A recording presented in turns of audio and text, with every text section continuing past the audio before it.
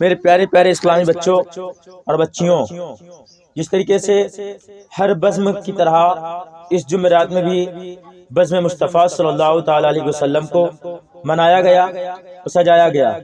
ہماری پیاری پیاری اسلامی بچیاں اور پیاری پیاری اسلامی بچیاں اور پیاری پیاری اسلامی بھائی بچے، نہ تو منقبت پڑھی، حمد و ثنا اللہ تعالیٰ کی کیا گیا، نعت مصطفیٰ صلی اللہ علیہ وسلم پڑھا گیا، نعت منقبت یعنی کہ نعت منقبت یعنی کہ امام غوث پاک حضرت امام علی مقام امام حسین رضی اللہ تعالیٰ عنہ، امام اعلیٰ حضرت علیہ رحمہ کا ذکر ہوا۔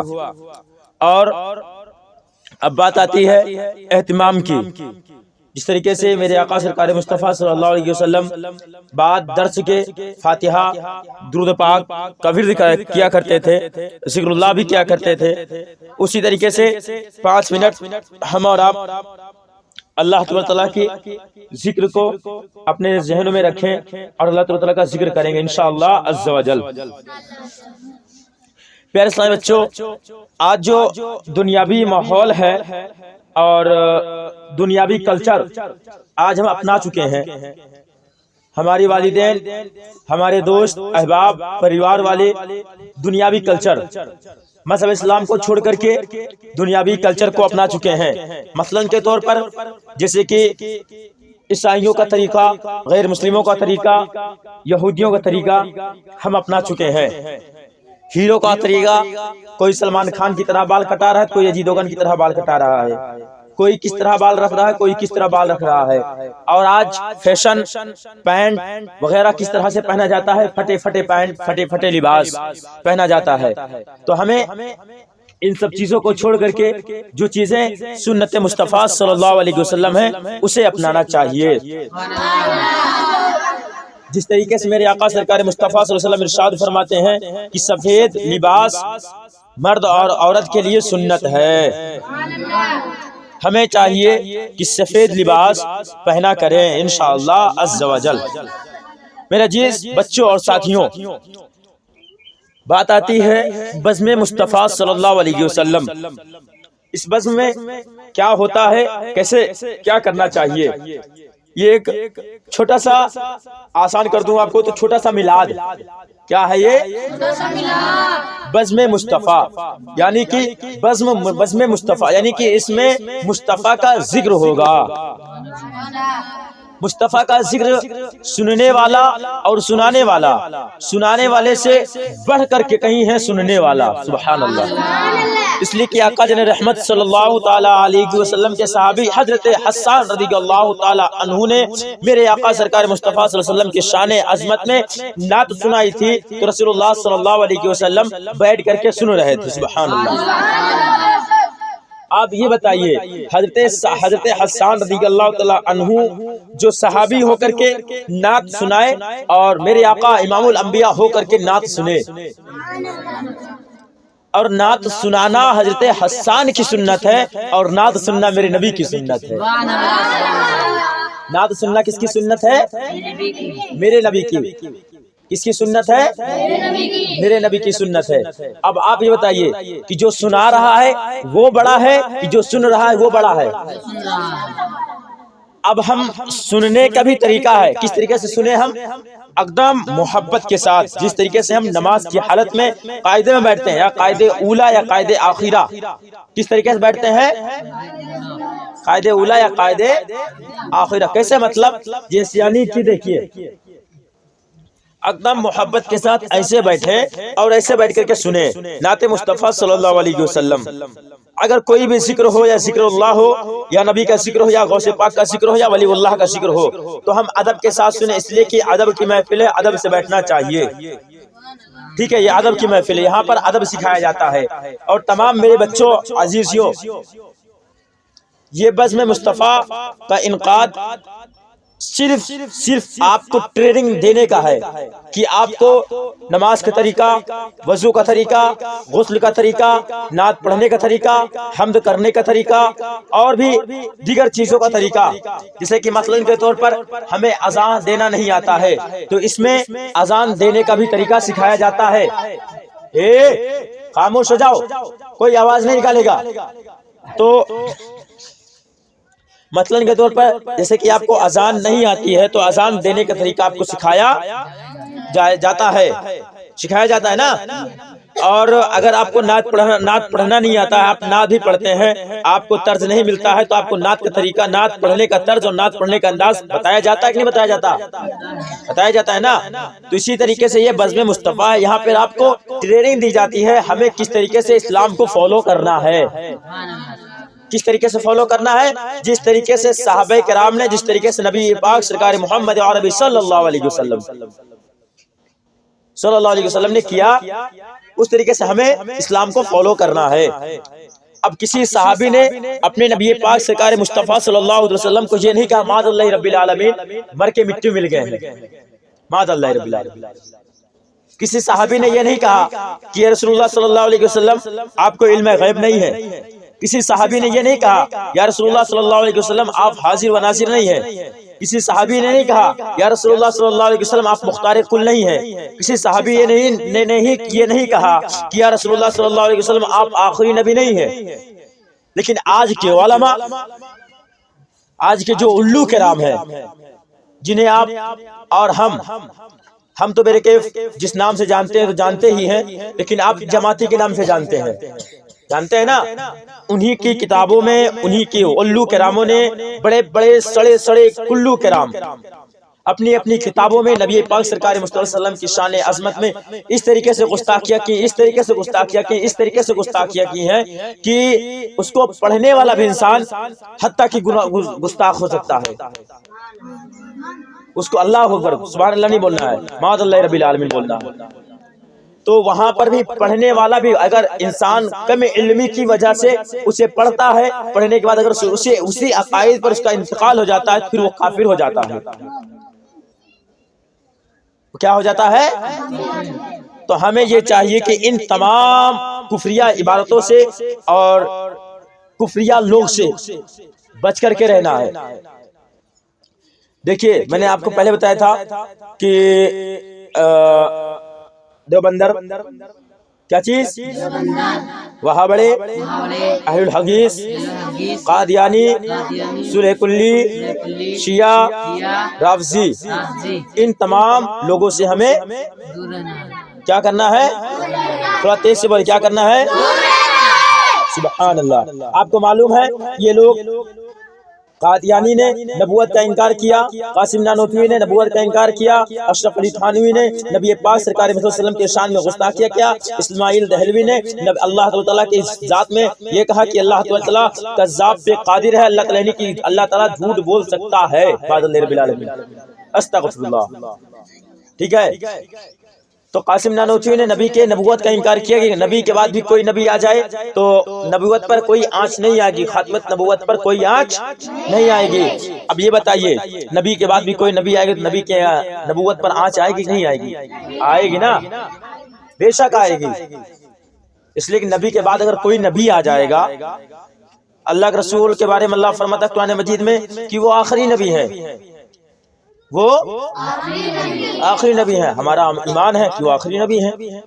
اللہ تعالیٰ کلمہ طیبہ میں ارشاد فرماتا ہے لا الہ الا اللہ محمد رسول اللہ، نہیں ہے کوئی عبادت کے لائق سوا اللہ کے، اور محمد رسول اللہ صلی اللہ علیہ وسلم یہ اللہ کے رسول ہیں. کیا ہے؟ اللہ کے رسول ہیں. اب ہے اور تھے میں انتر ہے کہ نہیں ہے؟ اب ہے تو زندہ ہے تبھی تو ہے کہا جا رہا ہے تبھی تو کہا جا رہا ہے کہ ہے. ورنہ ابھی میں کہہ دوں آپ کو، ابھی عزر البھائی آئے تھے اور آئے ہیں، اس میں دو چیز انتر ہوا کہ نہیں ہوا؟ آئے تھے میں کیا انتر ہوا؟ ابھی آ کر کے چلے گئے، آ کر کے چلے گئے، اور آئے ہیں تو کیا انتر ہوا؟ موجود ہیں یہاں پر. ہاں کیا ہے؟ موجود ہے یہاں پر. جب موجود ہے کا جب بھی سیغ آئے گا، ہے کا جب بھی لفظ آئے گا، وہاں پر موجود ہونا ضروری ہے. کیا ہے؟ موجود ہونا ضروری ہے. تو ہمیں یہی عقیدہ رکھنا چاہیے کہ اللہ تبارک تعالیٰ نے اپنے حبیب کو ایسا پاور عطا فرمایا ہے کہ نبی پاک سرکار مصطفیٰ صلی اللہ علیہ وسلم جہاں چاہے وہاں جا سکتے ہیں، جہاں چاہے وہاں آ سکتے ہیں.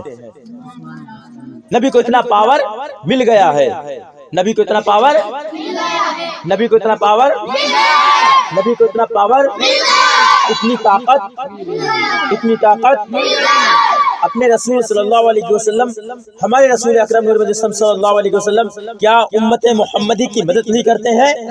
کرتے ہیں۔ کس طریقے سے کرتے ہیں؟ سورہ تحریم آیت نمبر 4 آپ کو بتا دیتا ہوں۔ سورہ تحریم آیت نمبر 4 اللہ فرماتا ہے، کیا فرماتا ہے؟ اللہ تبارک و تعالی تمہارا مددگار ہے، جبرائیل تمہارا مددگار ہے، تمام ملائکہ مددگار ہے، تمام صالحین بندے مددگار ہیں۔ اب یہ بتائیے یہاں پر اللہ تبارک و تعالی نے قید نہیں لگائی۔ قید کا مطلب یہ ہے کہ زندہ ہی سے آپ مدد نہیں مانگ سکتے ہو، وہاں پر اللہ نے کچھ نہیں کہا، اللہ نے کہا کہ مددگار ہے، مددگار، مددگار ہے۔ تو مددگار وفات ہو چکی ہو یا ظاہری طور پر ہو، حاضر و ناظر ہو یا ظاہری طور پر زندہ حیات ہو، پھر بھی ان سے ہم مدد لے سکتے ہیں۔ دوسری بات لیجئے، موسیٰ علیہ السلام نے اس امت پر مدد فرمائی، کس طریقے سے؟ وفات کے بعد 2500 سال کے بعد، آپ کو میں نے بیان کیا تھا نماز میں، بتایا تھا نا، 250 سال کے بعد، 250 سال کے بعد اس امت پر مدد فرمائی۔ کس طریقے سے؟ معراج کی رات میں 50 وقت کی نماز ملی تھی کہ نہیں ملی تھی؟ 50 وقت کی نماز۔ ابھی ہم پوچھیں گے سب سے، نماز کتنے وقت کی ملی تھی؟ تو موسیٰ علیہ السلام نے کس نے نماز کو کم کروائی؟ کس نے کم کروائی؟ کس نے؟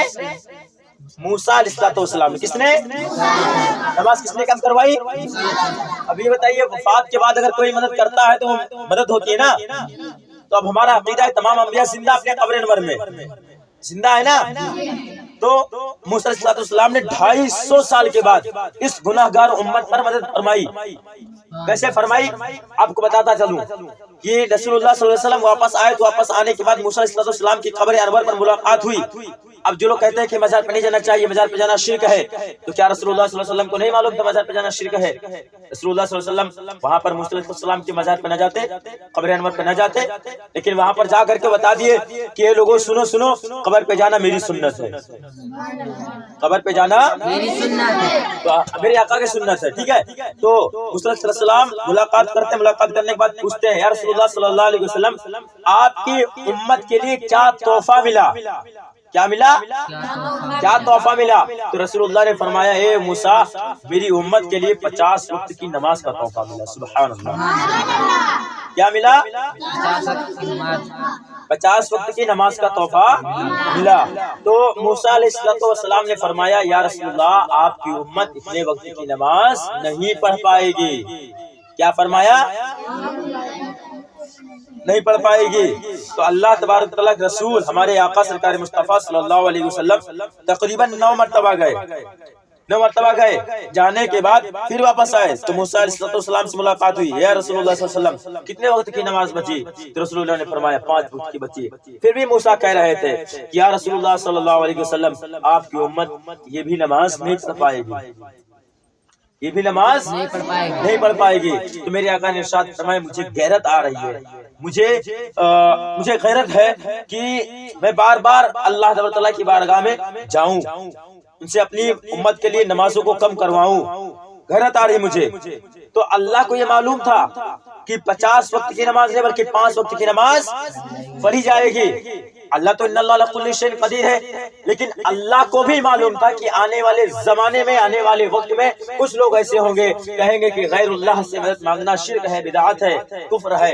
تو حتیٰ کہ اللہ تعالیٰ نے بھی بتا دیا کہ اللہ تبارک و تعالیٰ کا جو حبیب بندے ہوتے ہیں، محبوبین بندے ہوتے ہیں، اپنے قبر انور میں زندہ ہوتے ہیں، اپنے قبر انور میں زندہ ہوتے ہیں، اپنے قبر انور میں زندہ ہوتے ہیں، اپنے قبر انور میں زندہ ہوتے ہیں۔ میرے عزیز بچوں اور ساتھیوں، ہمیں چاہیے کہ عقیدہ ایسا بنائے جو عقیدہ صحابہ کا تھا، تابعین کا تھا، تبع تابعین کا تھا، خلفائے راشدین کا تھا۔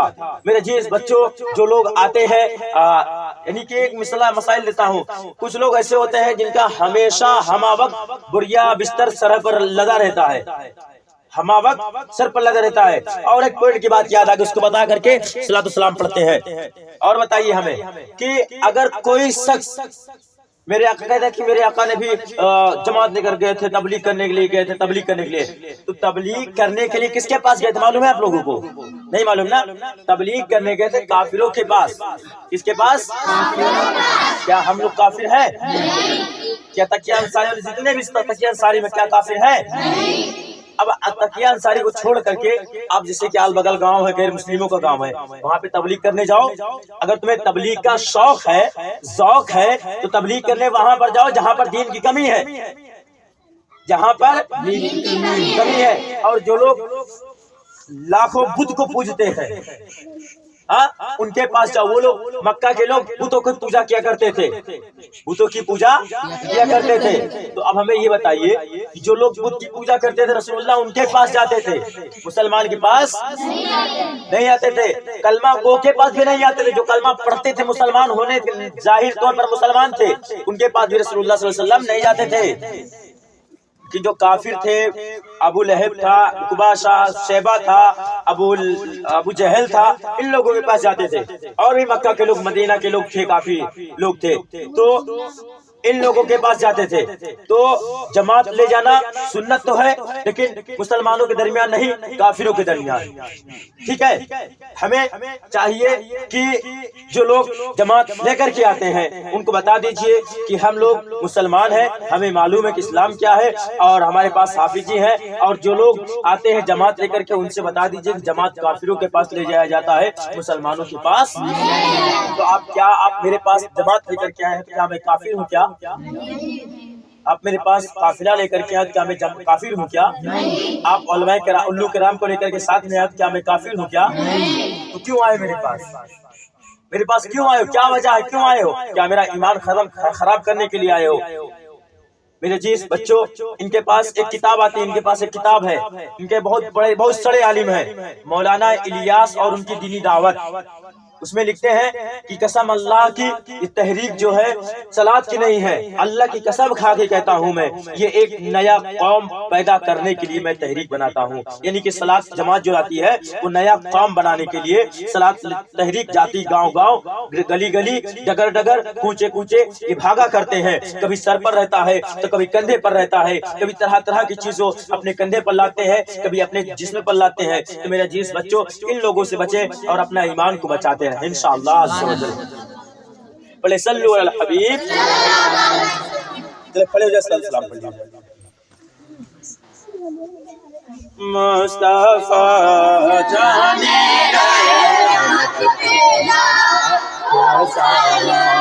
شمع بس میری دارت تیرا مسالہ، شہر یار علم تاجدار علم، شہر تاجدار علم، لو بہار شفاعت پلا تو سلام مصطفیٰ، پلا تو سلام. وہ چمک دمک بریلی کا چاند،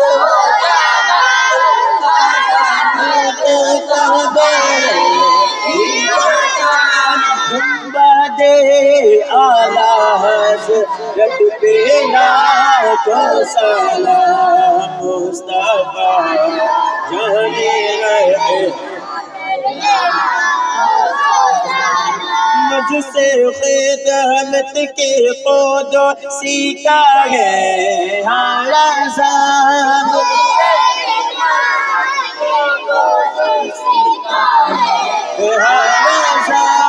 مصطفیٰ جانے رہے مت پلا تو سلام مصطفیٰ، جانے رہے مت پلا تو سلام.